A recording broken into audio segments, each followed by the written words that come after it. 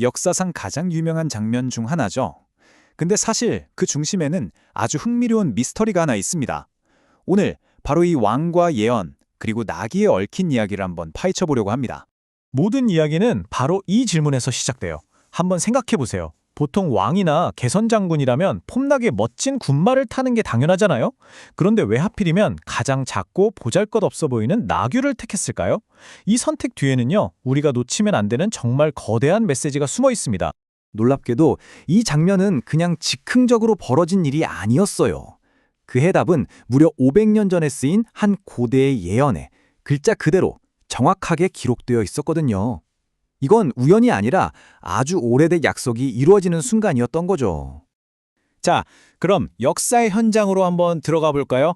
첫 번째 파트, 왕의 아주 이상하고도 특별했던 그 행렬입니다.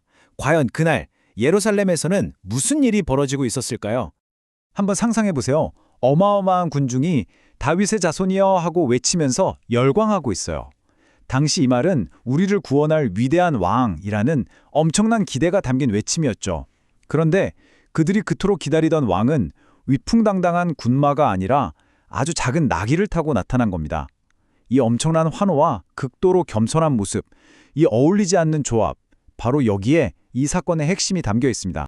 네, 맞아요. 이 모든 건 치밀하게 기획된 하나의 퍼포먼스였습니다. 그는 자신의 정체성과 사명이 세상의 왕들과는 완전히 다르다는 걸 온몸으로 선포하고 있었던 거죠.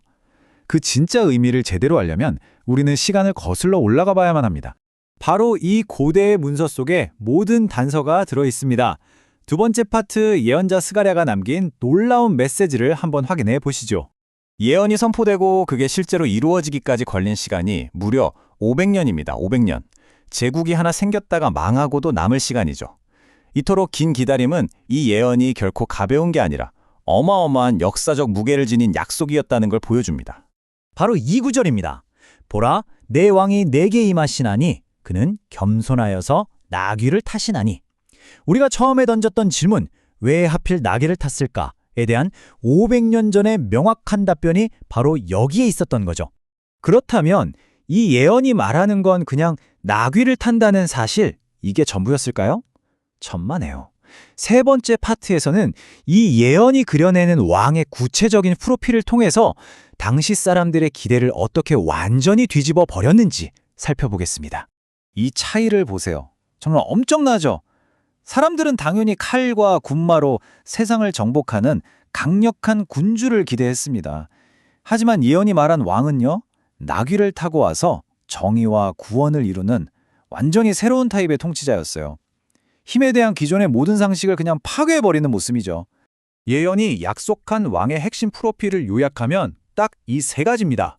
불의를 바로잡는 공의, 억압에서 구해내는 구원, 그리고 이 모든 걸 힘이 아닌 섬김으로 이루는 겸손.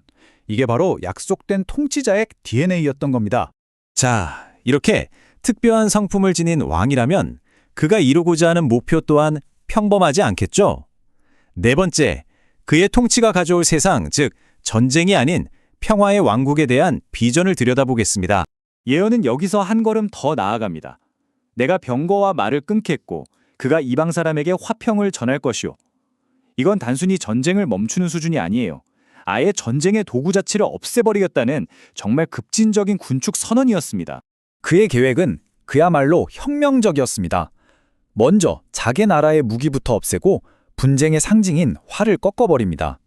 그리고 그 평화를 모든 민족에게 선포해서 마침내 온 땅을 다스리는 세계적인 평화의 왕국을 이루겠다는 거죠.